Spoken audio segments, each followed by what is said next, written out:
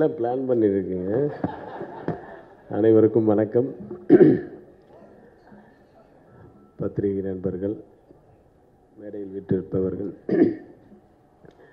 முதல்ல my thanks to mister Rajesh and Kamal Bora அவர்கள். அவங்களுக்கு நிஜமாக நாங்கள் எல்லாம் தமிழில் பேசிகிட்டு இருக்கும்போது ஒன்றுமே புரியாது பாவம் அந்த ராஜேஷ்குமார். எல்லாத்துக்கும் சிரிச்சிட்டே இருப்பார். ஆனால் இன்னும் ஆன்சர் இருக்காது. சார் மணின்னா அதுதான் தெரியும். உடனே அதை விட்டு அது உடனே அவங்க செக் எழுதுறதுலேயே கையெழுத்து போடுறது தான் பாவம். அங்கேருந்து எப்போவுமே ஸ்பாட்டில் இருப்பார்.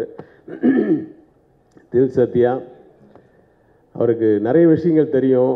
ஆனால் அவர் மிகப்பெரிய நடிகர். அவர் ஒன்றுமே தெரியாத மாதிரியே இல்லை சார் நீங்கள் சொல்லுங்கள் சார். அது ஒருவேளை எங்கிட்ட மட்டும் அப்படி பண்ணாரா இல்லை எல்லா ஆர்டிஸ்ட்கிட்டுமே அப்படி தானான்னு தெரில. இல்லை நீங்கள் சொல்லுங்கள் சார், இது இந்த பக்கம் அந்த பக்கம் வச்சுக்கலாம் அப்படி உள்ளவார். ஆனால் அவர் என்கிட்ட வந்து கதை சொல்லும்போது வித்தியாசமாக இருந்தது. இப்போ நான் வந்து ஒரு 7-8 படம் நடிச்சிட்ருக்கேன், ஆக்டிங்கில் பிஸியாக இருக்கேன்.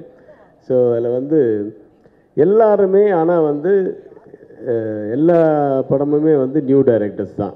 அது அப்படியே அமைஞ்சது. ஏன்னா நிறைய கதைகள் கேட்கும்போது புது டைரக்டர்ஸ்கிட்ட ஏதோ வித்தியாசமான ஏதோ ஒரு லைன் வருது. அது மாதிரி தான் தில் சத்யா வந்தார். இது தமிழுக்கு அவர் நியூ தானே. ஸோ அவர் வந்து சொன்ன லைனில் நீங்கள் வந்து அவுட்லைன் மட்டும் சொல்லுங்கள் சார், அப்புறம் என் கேரக்டர் சொல்லுங்கன்னு. ஆனால் இந்த படத்தில் நடிக்கிறதுக்கு முக்கிய காரணம் ராம் சிங். அவங்க ஏற்கனவே அவர் கஸ்தூரியே அழகாக காமிச்சிருக்காருன்னு பாருங்கள். இல்லை 20 years பேக் இல்லை, அப்போ இப்போவும் அழகாக தான் இருக்கேம்மா. நான் சொல்கிறேன், அவளை லட்டு மாதிரி காமிச்சான்னா அது வந்து காரணம் வந்து இவனுடைய சீஃப் வந்து அசோக் ராஜன்.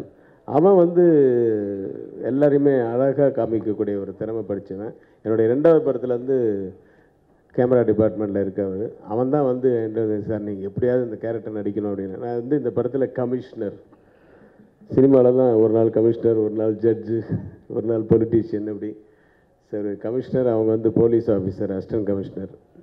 அவர் சொன்ன லைன் வந்து நான் சொல்கிறேன், ஐ திங்க் இன்ட்ரெஸ்டிங்காக இருக்குன்னு நினைக்கிறேன். ஏன்னா உங்கள் கதை எப்படி இருக்குன்னு எனக்கு தெரியாது. ஏன்னா அவர் வந்து இந்த கதையை சொல்லாமல் சார் இப்படியெல்லாம் நடக்குது சார் நாட்டில் அப்படின்னு ஒரு மேட்ரு சொன்னார்.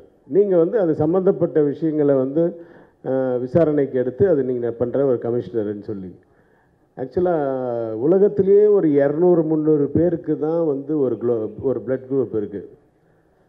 அதை வந்து ஒரு 65 எத்தனை வருஷத்துக்கு 200 இயர்ஸுக்கு முன்னாடி அதை கண்டுபிடிச்சிருக்காங்க இந்தியாவில், பர்டிகுலர்லி பாம்பேல ஒரு லேடி டாக்டர் அதை கண்டுபிடிச்சி இந்த பிளட் குரூப் வித்தியாசமாக இருக்குது, இந்த மாதிரி ரொம்ப ரேர் அப்படின்னு சொல்லிட்டு அதுக்கு வந்து அந்த பிளட் குரூப்புக்கு பேரே பாம்பே பிளட் குரூப்னு அப்போ வச்சுருக்காங்க. ஸோ உலகத்துலேயே ஒரு 300 பேருக்கு தான் இருக்குது அந்த பிளட் குரூப். அந்த பிளட் குரூப் இருக்கிறவங்க வந்து உண்மையாகவே பார்த்திங்கன்னா 120 வயசு ஆகுதுன்னு சொல்லி ஒருத்தருக்கு சொன்னார். 120 சார், 120 130 வருஷம். அது ஃபோட்டோ காமிச்சிங்களே, 130 வயசு சார். நம்பவே இல்லை. அவர் ஃபோட்டோ பார்த்தா 50-60 தான் தெரியுது.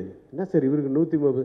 அந்த பிளட் குரூப்புக்கு இருக்கிற அந்த பவர், அதாவது அவங்க சீக்கிரம் வந்து அவங்களுக்கு வயசாகாது, எல்லா பவருமே இருக்கும். அந்த இதில் வந்து எல்லாமே டோட்டலாகவே வந்து அவங்க அந்த யங்கு இதுதான் ஃபீல் தான் இருக்குது. சரி இதுக்கு வந்து இதை வச்சு தான் சார் இந்த கதையை நாங்கள் இன்ஸ்பயர் ஆச்சு அப்படின்னு.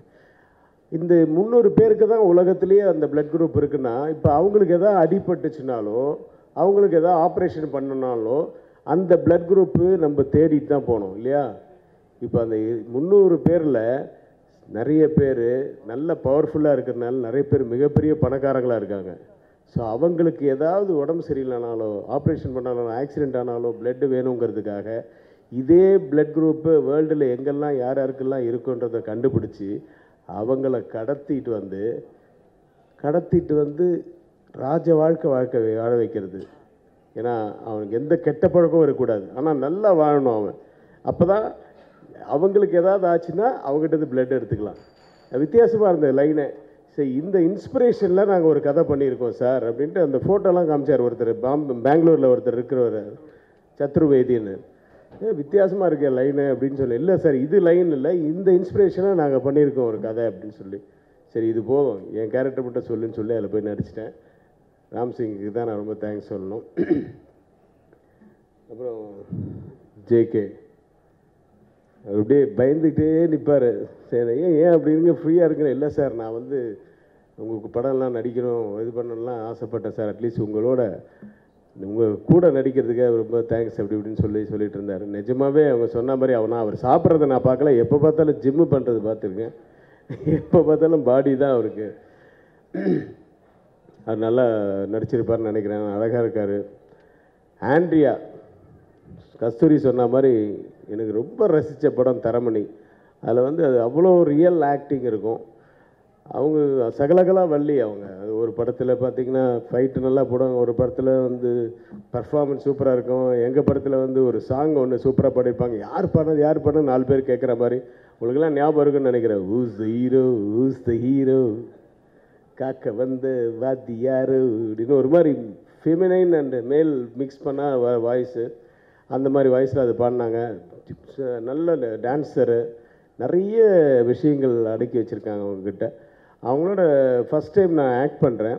பட் எதுவுமே டக்குன்னு ஒத்துக்க மாட்டாங்க, லாஜிக் கேட்பாங்க. இப்போ நான் இந்த டைலாக் சொன்னால் ஏன் அவருக்கு அதுக்கு சம்மந்தமே இல்லையே அப்படின்னு சொல்லி அதுக்கெல்லாம் ஹெல்ப் பண்ணுறது எங்கள் ஜோ. நீ இன்னொரு வாட்டி வாயா மேடைக்கு. ஏன்னா பாவம் இவருக்கு தமிழ் இல்லைன்றதுனால அவங்க ஜோ தான் கூப்பிடுவாங்க. அந்த ஜோ எதுக்காக நான் மறுபடியும் மேலே கூப்பிட்றேன்னா, அவர் எந்த குடும்பத்தை சேர்ந்தவர்னு நிறைய பேருக்கு தெரியாது. இசைஞானி இளையராஜாவின் அண்ணன் மகன். அப்பா பேர் பாஸ்கர். பாவலர் வரதராஜன். அதான் இல்லை, இளையராஜா சாரே பயப்படுவார்ல, எங்கள் அண்ணனுக்கு நான் ரொம்ப பயப்படுவேன். அவருடைய மகன், பாவலருடைய மகன். ஸோ அதுக்கு தான் கூப்பிட்டேன். நிஜமாவே ரொம்ப டைலாக் சைடில் ரொம்ப ஹெல்ப் பண்ணார் தில் சத்யாவுக்கு. Ali sir, I'm a great fan அண்டி. చాలా ஃபேன். அதாவது இப்போ தான் அவருடைய பேச்சுக்கு இவ்வளோ நல்லா அழகாக பேசுவீங்கன்றது. ஏன்னா உங்களோட பேச்சு நான் எதுவும் நேராக பார்த்து கேட்டதில்லை. ரொம்ப அருமையாக பேசுகிறேன். இங்கே வந்தவங்க எல்லாருமே நல்லா பேசுனாங்க. ஆலி சாரோடைய தயவுசெய்து எல்லோரும் யூடியூப்பில் போய் அந்த பாகுபலி ஸ்பூஃபா, அது கிண்டல் பண்ண மாதிரி, அது என்ன பேர் வரும், பாகுபலி ஸ்பூஃபா, ஒரு சாங்கு, அது அந்த சாங் சார். அது நீங்கள் பாருங்கள் அந்த பாட்டை. அந்த ஃபங்க்ஷனில் ஐயோ பயங்கர கவனம் இருக்கும். அது இவன் பண்ணதெல்லாம் ரொம்ப அசால்ட்டாக பண்ணியிருப்பாங்க.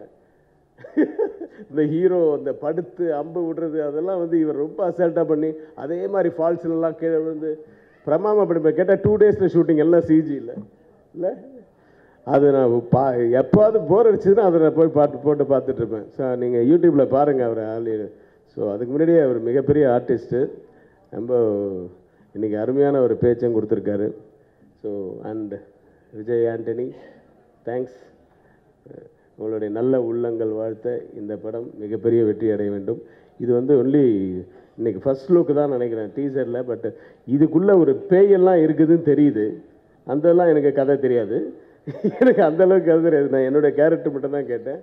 பட்டு நிஜமாகவே ஒரு வித்தியாசமான ஒரு படமாக அமையும் என்ற ஒரு நம்பிக்கையுடன் வாழ்த்துக்களை கூறி விடைபெறுகிறேன். நன்றி, வணக்கம். கஸ்தூரி வாமா, நீ ஒரு மேட்ரு ஒன்று லைட்டாக சொல்லிட்ட, அது அவங்கெல்லாம் பிடிச்சிருப்பாங்க. டைட்டில்ஸ் வரப்போகுது பாருங்கள் நாளைக்கு. கமல் பேரை வச்சிருக்கிறதுனால அவர் பேசுறதா கரெக்டா? இந்த வீடியோ உங்களுக்கு பிடிச்சிருந்தா ப்ளீஸ் லைக் அண்ட் ஷேர் பண்ணுங்க. மறக்காம எங்க சேனலை சப்ஸ்கிரைபும் பண்ணுங்க.